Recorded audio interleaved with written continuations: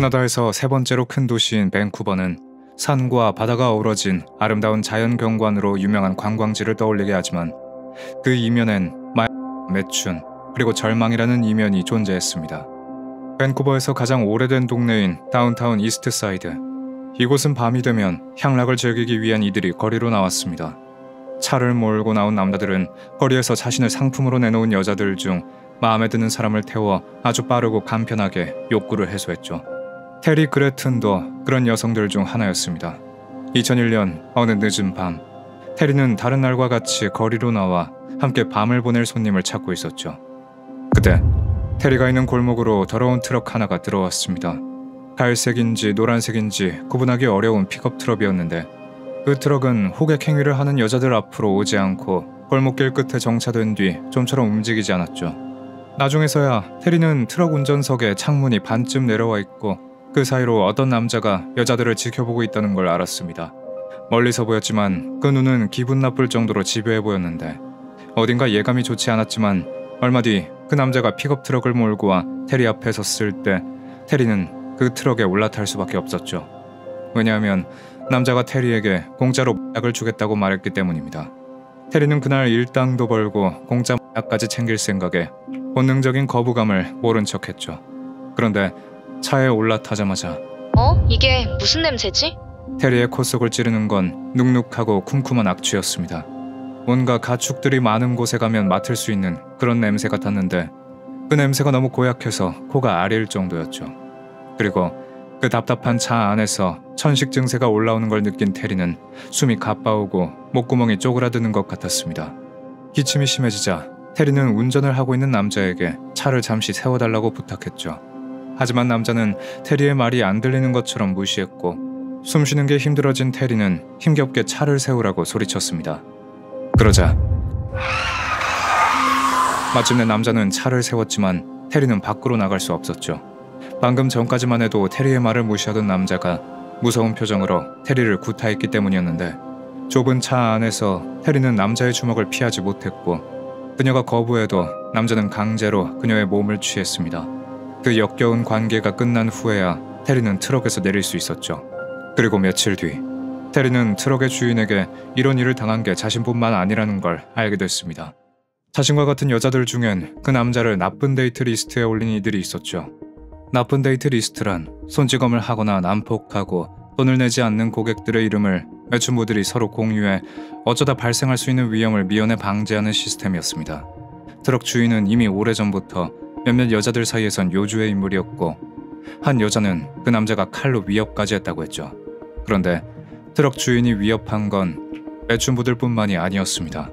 테리가 공격을 당하고 얼마 지나지 않아 캐나다 서부의 브리티시 컬럼비아에 여행을 갔던 카트리나 머피라는 여자는 집으로 돌아가기 위해 히치하이킹을 하고 있었습니다. 그때 그런 카트리나의 앞에 차 하나가 섰는데 그건 바로 갈색인지 노란색인지 구분하기 어려울 정도로 더러운 픽업 트럭이었죠. 카트리나는 더 이상 도로에 서 있지 않아도 된다는 생각을 하며 트럭에 탔지만 이내 그 생각은 등줄기에 소름이 돋는 불안감으로 바뀌었습니다. 조수석 문 안쪽에 차 문을 열 수 있는 손잡이가 없었기 때문이었죠. 그걸 본 순간 카트리나의 머릿속에 경고음이 울리는 것 같았는데 운전석에 앉은 남자는 태연한 표정으로 자신의 이름을 윌리라고 소개했고 그녀에게 마리화나를 피우지 않겠냐고 제안했습니다. 행여 거절을 했을 때 남자의 반응이 걱정된 카트리나는 마지못해 남자가 건네는 조인트를 받아들였죠. 카트리나는 최대한 남자의 심기를 거스르지 않고 이 차 안에서 무사히 내리고 싶었습니다. 그래서 내려야 하는 목적지를 말한 뒤 웬만해서는 입을 열지 않았고 그저 남자가 하는 말에 반응만 했죠. 남자의 말에 대답을 하면서도 그녀의 머릿속은 이곳을 나가는 생각으로만 가득 차 있었는데 드디어 카트리나가 말한 목적지가 가까워지고 있었고 그녀는 이 차에서 내리면 뒤도 돌아보지 않고 도망치겠다 결심했습니다. 하지만 차는 목적지에 서지 않았고 카트리나는 확신했습니다. 이 남자가 날 그냥 보내줄 생각이 없다고 말이죠. 그런 생각에 당도한 그녀는 당장 이 차를 빠져나와야 했습니다.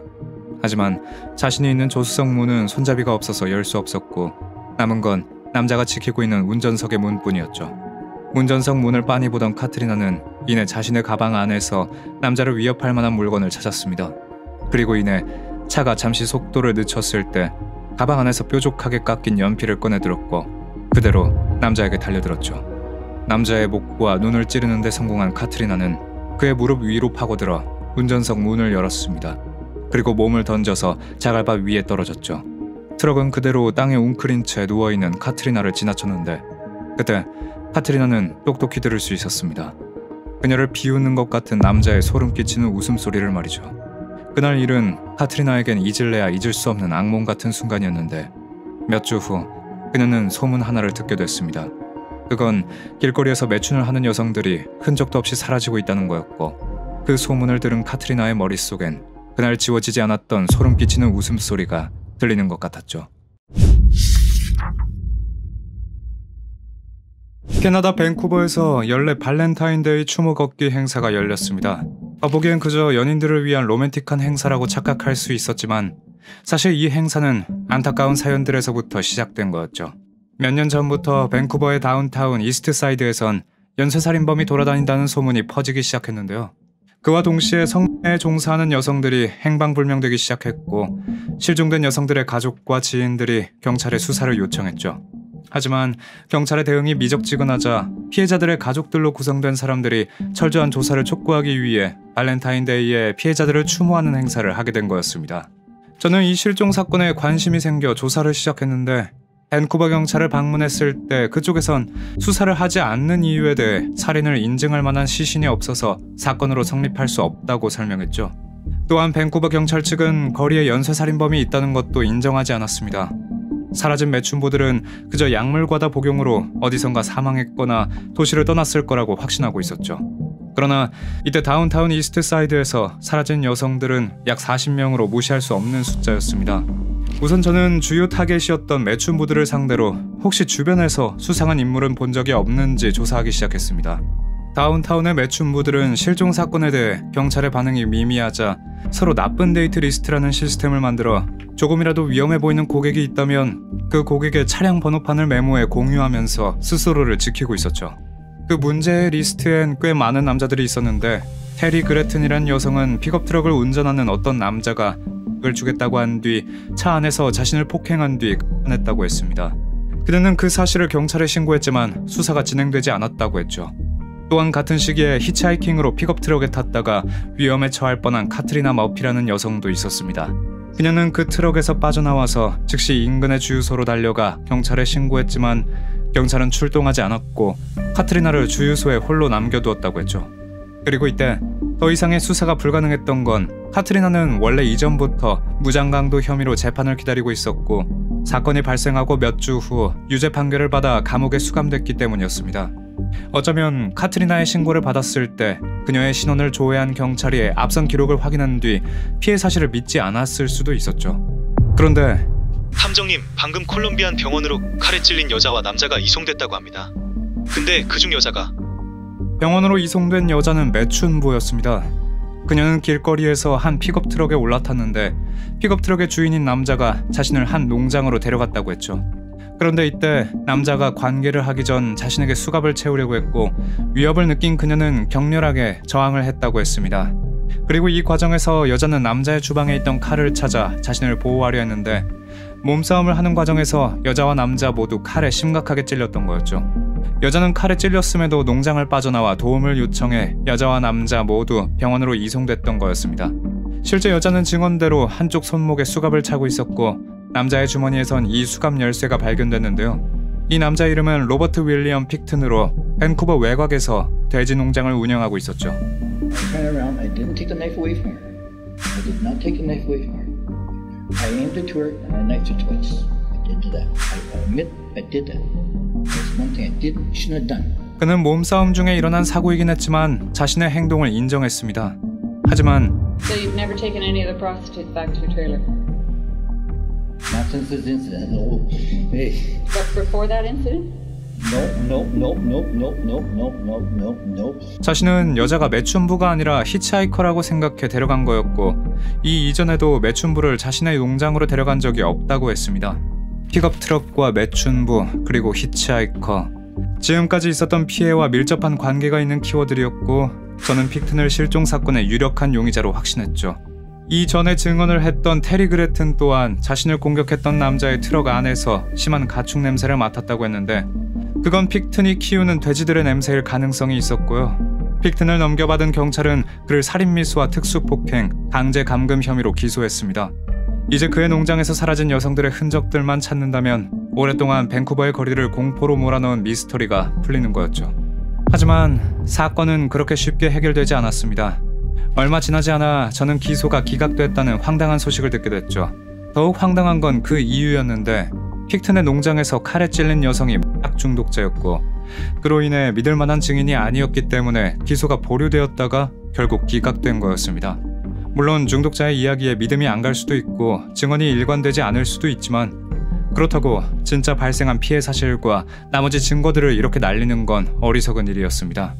하지만 현재 경찰이 그를 기소할 생각이 없었으니 저는 다시 픽튼이 범행을 하다가 뭔가 실수를 하거나 아니면 경찰들이 무시할 수 없는 믿을 만한 증인이 나타나길 기다렸죠. 그리고 얼마 뒤 린 엘링슨이란 여자가 저를 찾아왔습니다. 그녀는 매춘부도 아니었고 히치하이커도 아닌 밴쿠버에 살고 있는 싱글맘이었는데 픽튼에 대한 충격적인 사실을 알고 있다고 말했죠. 매달려 있었어요. 돼지들 사체 사이에 말이에요. 린은 자신이 픽튼의 농장 안에 있는 도축장에서 한 여성의 시신이 매달려 있는 걸 보았다고 했습니다. 만약 그녀의 주장이 사실이고 픽튼의 농장에서 관련된 증거만 찾는다면 그를 잡을 수 있었죠. 그런데 문제는 린 또한 약에 중독됐다는 거였습니다. 그럼에도 불구하고 저는 경찰에게 이 정보를 넘겼는데요. 당황스럽게도 막상 경찰 앞에 섰을 때 린은 자신이 말했던 증언을 부인했죠. 한참 후에야 그녀는 자신이 실제로 시신을 봤다고 인정했는데 이미 처음부터 중독자인 린의 증언을 부인했던 경찰은 역시 말이 일관되지 않다면서 그녀를 믿지 않았습니다. 하지만 그들은 한 가지 중요한 점을 간과했는데 그건 린이 약을 공급받는 공급자가 바로 픽튼이었다는 거였죠. 린은 픽튼을 두려워하고 있었고 만일 자신의 공급자가 체포된다면 더 이상 약을 구하지 못할까봐 증언을 주저했던 거였습니다. 이후에도 픽튼의 농장에서 일했던 빌 히스콕스는 픽튼의 친구인 리사 예일즈가 그의 돼지 농장에서 여자의 것으로 보이는 옷과 지갑 그리고 신분증을 봤다고 이야기한 걸 들었다고 했지만 리사 예일즈가 수사 협조를 거부해서 수색영장을 받을 수 없었죠. 사건의 실마리들은 계속해서 픽튼의 주변으로 모이는 것 같았지만 주변을 맴돌 뿐 결정적인 증거는 나오지 않았습니다.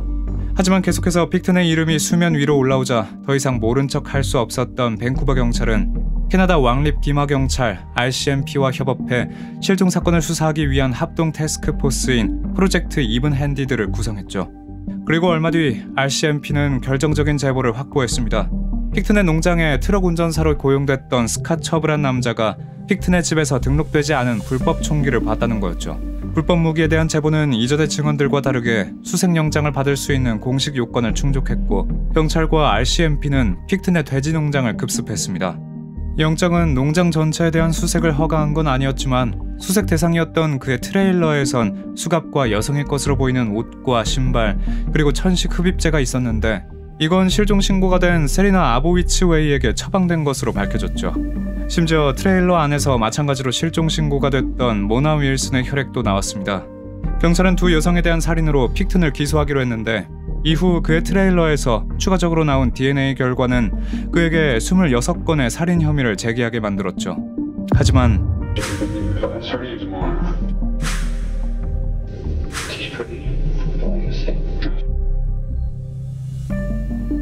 픽튼은 모든 혐의를 부인했고 수사에 협조하지 않았습니다. 우리가 그에게 그의 피해자들로 추정되는 실종자들의 사진을 보여줬을 때도 그는 눈 하나 깜빡하지 않았죠. 지나치게 태연해 보이긴 했지만 그는 알고 있었을 겁니다. 이미 경찰이 DNA를 확보해 자신이 빠져나갈 곳이 없다고 말이죠. 픽튼은 벼랑 끝에 서 있는 거나 다름없었고 이 점을 이용해야 했는데 그때 한 가지 방법이 떠올랐습니다. 그건 픽튼이 수감된 구치소 안에 동기로 위장한 경찰을 함께 수감하는 거였죠. 오랫동안 혼자 농장을 관리해 사회적으로 고립됐던 픽튼은 초반엔 동기로 위장한 경찰에게 굉장히 방어적으로 나왔습니다. 하지만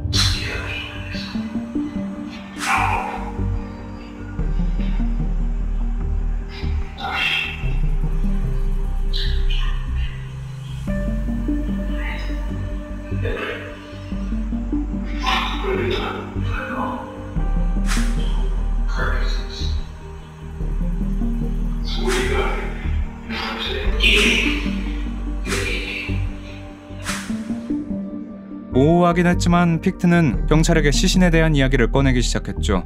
조금 더 맞장구를 쳐주고 그가 한 일이 대단한 일인 듯 추켜 세워주면 금방 자신의 범행을 자랑하듯 꺼내놓을 것 같았고, 얼마 지나지 않아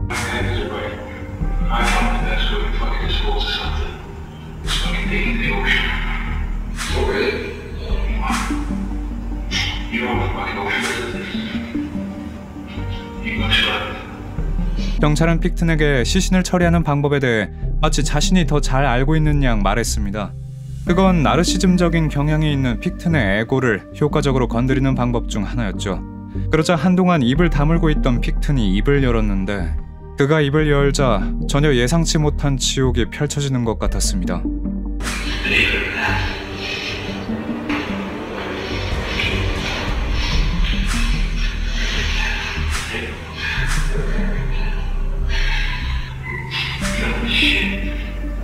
렌더링 공장. 그건 도축에서 사용하는 가축의 부산물들을 수거해 기름이나 동물용 사료 등으로 재활용하는 공장이었습니다. 픽튼의 거대한 돼지 농장엔 렌더링 시설이 있었고, 그는 지금껏 자신이 죽인 피해자들의 시신을 렌더링 공장에서 가공한 뒤 키우는 돼지들에게 먹여왔던 거였죠. 그리고 이 끔찍한 사실보다 더 믿기 힘든 건, 어쩌면 아무것도 모르는 사람들도 픽튼의 피해자들을 먹었을 수 있다는 겁니다. 캐나다에서 가장 악명 높은 살인자로 불리는 로버트 픽튼의 범죄는 1970년대 후반부터 시작됐었습니다. 그는 길거리에서 매춘부들을 대상으로 피해자를 골랐고 집으로 그들을 데려간 뒤 잔인하게 살해했죠. 수사 촉구를 위해 1991년도에 픽튼이 피해자로 추정되는 실종자들의 유가족들이 추모 행사를 했지만 본격적으로 수사가 시작된 건 1998년도 9월부터였죠. 하지만 그 이후에도 길거리에선 수많은 여자들이 사라졌습니다. 제클린 맥도넬, 조지나 파팽, 브렌다 울프, 제니퍼 퍼밍거, 패트리샤 존슨, 헤더 보텀리, 세레나 아보츠웨이, 다이앤 록, 그리고 모나 윌슨까지. 안타까운 건 단 한 명의 피해자라도 살릴 수 있는 기회가 많았음에도 잡지 못했다는 거였죠. 픽튼의 마지막 피해자 3명은 히치하이킹을 했다가 픽튼을 만나 도망쳤던 카트리나 머피가 경찰에 신고를 하고 3개월 뒤에 살해당했습니다. 픽튼에 대한 재판은 실종자들에 대한 살인 혐의가 제기됨에 따라 2000년대 초반까지 이어지게 됐는데, 픽튼은 끝내 자신의 혐의를 인정하고 자신이 살해한 건 49명이라고 주장했지만 경찰이 정리한 픽튼의 피해자 명단은 63명이었죠. 그중 기소된 건 26건이었습니다. 픽튼의 집에선 추가적으로 잘린 신체 부위 등 시체를 훼손한 흔적들이 발견되었고, 그는 돼지고기를 매다는 갈고리를 이용해 고문까지 했다고 합니다. 오로지 살인을 통해 즐거움을 얻는 전형적인 쾌락 추구형 연쇄살인자였죠. 심지어 그는 자신이 직접적으로 해친 피해자들 말고도 부수적인 피해자들까지 생산해냈는데, 경찰은 2004년 3월 10일 픽튼이 돼지고기에 피해자들의 시신 일부를 섞어 자신의 주변 사람들에게 나누어 줬다는 걸 밝혔습니다. 픽튼의 재판은 2007년 1월 22일에서야 본격적으로 시작됐고 2007년 12월 2급 살인 혐의로 6건의 유죄를 판결받았죠. 나머지 20건은 증거 불충분으로 기소가 중지됐습니다. 그 결과 그는 캐나다 최고형인 25년간 가석방 없는 종신형을 선고받게 됐죠. 이 사건은 캐나다 최악의 살인사건이라 불리기도 하지만 동시에 경찰에겐 무능한 경찰의 뻔뻔스러운 실패라는 불명예를 안겨주었습니다. 정부는 이런 중대한 실수를 더는 만들지 않기 위해 픽튼 사건을 당국에서 어떻게 처리했는지 다각도로 분석한 조사위원회를 설립했고, 위원회에선 63개의 권고안을 발표했는데, 그 결과 더 효과적인 협력을 위해 그레이터 밴쿠버라는 지역 경찰이 창설됐고, 성매매 여성들을 위한 비상쉼터를 위한 자금 지원과 실종된 여성의 가족에 대한 보상도 포함되어 있었습니다. 그런데 2024년 5월 19일 캐나다 퀘벡에 위치한 최고보안 교도소에서 수감자들에 의한 대규모 급습이라는 폭동이 일어났는데, 그 과정에서 몇몇 수감자들이 다치고 사망까지 하게 됐죠. 그리고 그 사망 명단은 로버트 픽튼이 있었습니다. 당시 74세였던 픽튼은 51세 동료 수감자가 휘두른 부러진 빗자루 손잡이에 머리를 찔렸는데 약 2주간 혼수 상태에 빠졌다가 끝내 사망하게 됐죠. 그가 해친 수많은 여성들이 당한 일과 비교할 수 없겠지만 부디 그가 죽기 직전의 피해들이 겪었던 죽음에 대한 공포와 고통을 조금이라도 똑같이 겪었길 바랍니다.